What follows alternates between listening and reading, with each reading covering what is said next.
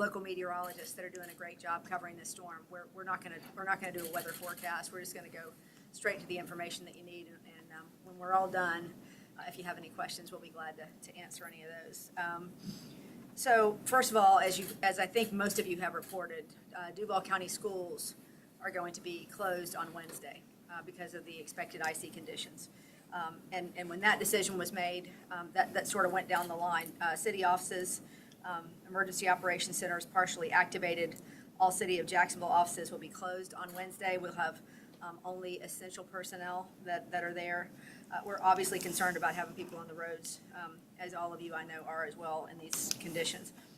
Essential personnel will report for duty before conditions deteriorate, and non-essential personnel will be home on administrative leave. City Council committee meetings that were scheduled for tomorrow morning are going to be rescheduled for Thursday when we're expecting much better conditions. At the beaches, offices for Jacksonville, Neptune, and Atlantic Beach will have a delayed start and open at 10 a.m. on Wednesday. Baldwin Town Hall will be closed on Wednesday, and the Baldwin Senior Center will be closed for the rest of the week. The Fourth Circuit Court, they are only going to have first appearance. Beyond that, it will be essential personnel only there as well in Duval, Clay, and Nassau counties. State Attorney's Office, same. They'll be closed as well on Wednesday. There will not be any Zoom hearings. Additional offices that we have heard from: property appraiser, tax collector, supervisor of elections, public defender's office, clerk of courts, all closed on Wednesday. We have opened 2 additional warming centers. You know, we've had the warming centers that have basically been open since we started this sort of crazy cold snap, but we've opened 2 more for Tuesday night. Given the expected weather impact on the west side of Duval County, and in a few minutes, Chief Ayuba is going to come up and tell you more about those locations, the operation hours, and what to bring with you.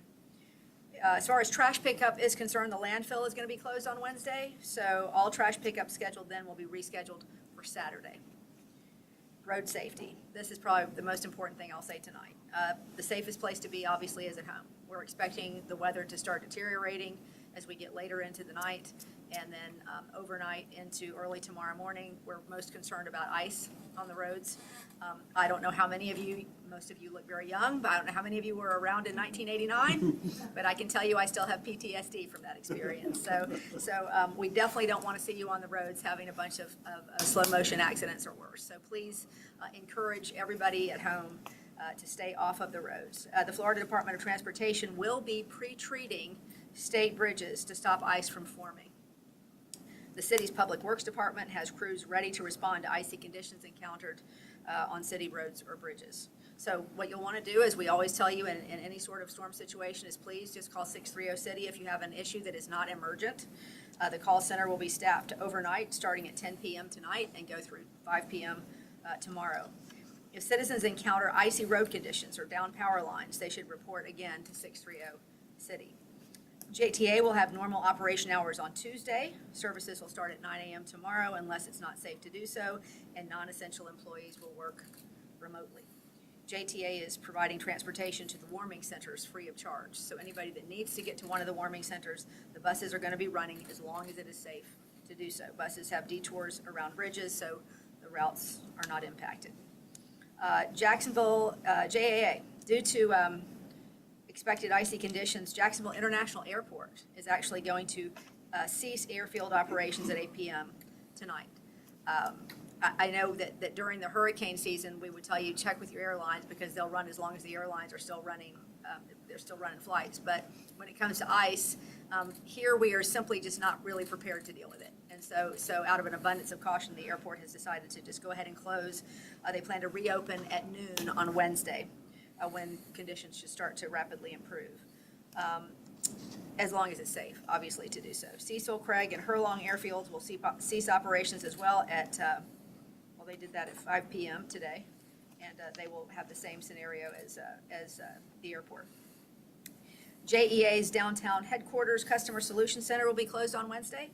Customers can manage their accounts at jea.com or by calling 904-665-6000. Electric and water crews are out and ready to respond to any outages that we may have from this scenario. Hopefully we won't have too many. JEA will not disconnect any customer services due to non-payment tomorrow. We recommend customers protect their pipes by dripping outside and indoor faucets in a steady stream to prevent pipes from freezing. And also wrap any exposed pipes outside or in unheated areas. And obviously, you want to make sure that you're getting your pets inside tonight. Stay Jax ready, as always. We love our app. We think that it's absolutely fantastic, and there's new information being added to the Jax Ready app all the time. So if you have not downloaded the Jax Ready app, please do so because it's so helpful and gives you all kinds of great safety tips as well. So I don't know who's next. Okay, Director Callen, like I said, once everybody goes through, we'll answer questions. Thank you, Mayor Deegan. Good evening. I'm Director Joe Cowan, Director of Patrol and Enforcement with the Jacksonville Sheriff's Office. You're going to hear a constant theme tonight and into tomorrow is if you don't need to be out on the roads, please stay at home. If you do find yourself that you have to be out on a roadway, use caution. As the mayor mentioned, we are working with our public partners, FHP, Florida Department of Transportation as well, to pre-position and identify any freezing of bridges and roadways that they may help us address, as well as City Public Works for more of the local bridges and roadways. But again, just if you don't need to be out on roadways, please stay at home. Our normal operations for patrol will continue. We're bringing in a few other assets early tomorrow to be prepared to identify or assist in any traffic-related issues that we have. But again, that's the best thing you can do to help us all out. Stay at home unless you just need to. I'll be followed by Chief Powers. Chief. Thank you, Director. I just wanted to talk about fire safety. It's extremely important right now because it's getting cold. People are going to be doing certain things to try to stay warm. If you're going to use a space heater, please do it safely. And that means keeping the space heater back 3 feet from any combustible materials. Make sure that you plug that space heater directly into an outlet, not into an electric extension cord. And when you're not in the room with the space heater or when you're going to bed, make sure that you turn it off. Fireplace safety. So if we lose power, people are going to be trying to use fireplaces. Just make sure that your chimneys and your vents are clean and free of obstructions. Make sure that you have a screen up in front of your fireplace. Don't leave the fire, just like the space heaters, don't leave that fire unattended. And if you have to clean your fireplace out, make sure that those ashes are in a container that's not going to catch on fire. Don't put them in a trash can with paper goods or something like that that could catch on fire. We deal with that on a regular basis during the cold times of the year, and we just don't want you to be safe. If you're going to use candles, we recommend that you don't use candles, but if you do use candles, please never leave them unattended and leave them on a stable surface that is non-combustible. Avoid overloading. I mean, this is common sense here, but avoid overloading outlets. That causes a lot of fires. If the power goes out and you have a generator, please keep that generator back from all openings, windows, and all that, at least 20 feet. Do not put a generator inside because that generator is generating not only power, but it's also generating carbon monoxide. And carbon monoxide obviously is a silent killer. Be prepared for power outages should some of these frozen limbs fall on the power lines that JEA's already talked about. And the most important thing you need to have is a safety plan. Create a safety plan with your family before something happens so you have a meeting point out front. And when you leave the structure, don't ever go back inside.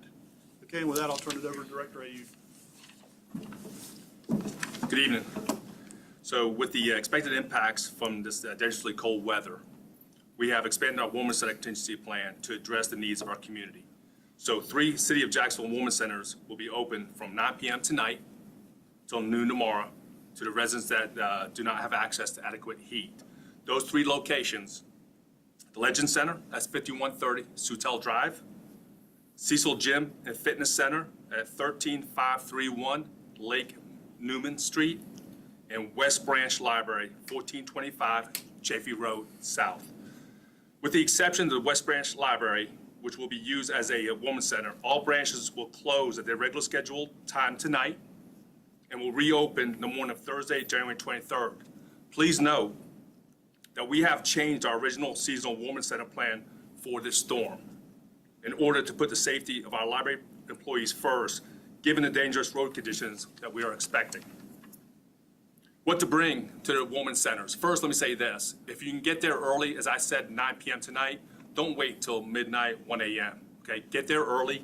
What to bring to the women's centers: air mattresses, blankets, pillows, other bedding, snacks, medication, games, toys, books, hygiene and comfort items. As the mayor said, JTA will assist those with needs for transportation to the women's centers as long as it's safe to do so. This information can be found on our jaxready.com or our Jax Ready app. And I want to say this because I'm extremely proud. I know me and the chief health officer for the city, Dr. Joshi, mentioned this. In the 7 days in 2025 that we have opened the Legend Center, we've had 72 people go there. Think about that, ladies and gentlemen. That's 72 potential lives we've saved doing this. And I'm extremely proud. We have a task force that's been overseeing this for the last 2 years, and I'm proud to be that part of that team. So with that, thank you, Mayor. Andre, pets, and pets can go to the. Yes, to the Legend Center, we have cages there, and pets can go to the Legend Center. Yes, ma'am. Thank you. Any questions, Ted? I know that FDOT, you mentioned, is gonna be taking care of, pre-spraying or salting the roads or whatever, or the bridges. When it comes to local roads, what kind of efforts are gonna be rolled out tomorrow if there's snow on the ground or ice or whatever to get them cleared out? Well, we basically use sand in those situations. We have sand ready to go. Public Works is ready for any conditions that become icy to go out there and sand the roads to create some friction for those. But our biggest concern, obviously, is some of those low-lying areas and also just the bridges. So we're glad that DOT is going to be pre-treating some of those, but we're ready for it. Our Public Works Department's all set with the sand to get out there and work on those roads if they need to. What is the protocol to close bridges? We have a lot of viewers concerned about the bridges closing during this time. I don't believe there is any plan to close the bridges. We're not expecting, I don't believe, when to be a situation. That's usually why we would close the bridges. If the ice got crazy, I guess we could, but I don't think we're expecting that. But we are asking people to stay off the roads. I mean, that's really the biggest thing. If our police officers out there for some reason see some things going on and they believe that it's appropriate to close the bridges, they'll close the bridges. But there's not a criteria beyond wind that I know of to close the bridges. Okay. You mentioned, back in 1989, the last time we had a big snowstorm. Did you take any lessons from that? Because, you were working in the media back then, so. Yeah, it took me 4.5 hours to get from the beach to the television station, and we saw approximately 6 or 7 slow motion accidents while we were traveling there. And then we got stuck at the TV station for a few days and ended up having to stay downtown because we couldn't go over the bridges. That was a really tough scenario for us because remember there was rain, then there was snow, then there was ice. I mean, it was a longer event. We're not expecting quite that level of event here. But you don't know yet what you don't know. So I guess that's really the thing. We don't deal with these things very often. This hasn't happened in a quarter of a century. So we know one thing, and that is that we don't do very well when we try to drive on icy roads here in Jacksonville. So that I can take from that experience is if I didn't have to get in the car, I darn sure wouldn't, because I can't count the number of times on that one journey that I just sort of felt my car slide and had no control over it and just fortunately didn't hit anybody. So it's a tough thing to drive on ice here for us. We're just not very skilled at those things. And obviously, we don't have snow plows, we don't have salt, we don't have those things because we don't deal with those things very often. But that's why we're just asking people to stay off the roads if they can. Ms. Mayor, y'all are very experienced with tropical storms, obviously hurricane season, but 7 days that the Legend Center has had open for cold weather, extreme cold. As y'all are doing the planning for this, do y'all look and see whether there's equipment that it would be nice to have that we don't have, snow plows, de-icers, that kind of stuff? Yeah, Is there you know, any investments you think the city should make in preparation for these type of events? I think DOT has some of that stuff, and I think I just don't think it's something that we're going to deal with here often enough to invest in any big heavy equipment probably. I know that I think the governor mentioned that there were snow plows they have in the Panhandle, which is wild to think about. But so I expect we could have access to those things if we really saw a big event coming. But I don't know that we would invest in that. Can you just talk about other parts of Florida? They got all that snow. It's kind of nice, right? Once in a generation, but it looks like we're just going to get sort of the sloppy stuff, the Well, freezing rain and I stuff. Do will you wish we say- were getting some snow out of this? That was a fun thing about 1989. Watching all the kids, on the little sleds going down the slopes and things. That's a fun part. But I suspect that that at some point in time, that's gonna be us. And look, the forecast for this came further, further down than we thought, further east than we thought. So we're not done with this. We don't know exactly what we're gonna get, but yeah, it doesn't look like we're gonna get the fun snow. It looks like we're gonna get the not fun slush. I got a question for Chief Powers. What kind of guidance are crews getting as it relates to what's considered dangerous conditions on calls? And what does sending minimum crews and crews to fires, what does that mean and how is it defined? So we met this morning and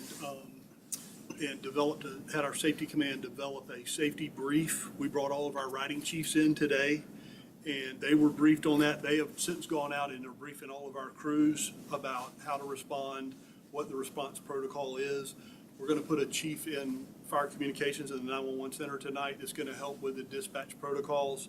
We have some minimum stuff that has to be dispatched to structure fires, but anything that is above the minimum, we're going to not dispatch tonight while the roads are icy, just to try to protect our men and women and to protect the apparatus. Because as the mayor said, we as Floridians don't drive on ice a lot, so our skill level in that area is not great. So we're trying to protect the crews and keep them safe. You all are helping out in the panhandle too, are you not? We have not dispatched there. We've been asked to get a crew ready, but we have not dispatched yet. Okay, everybody, thank you so much. Stay safe.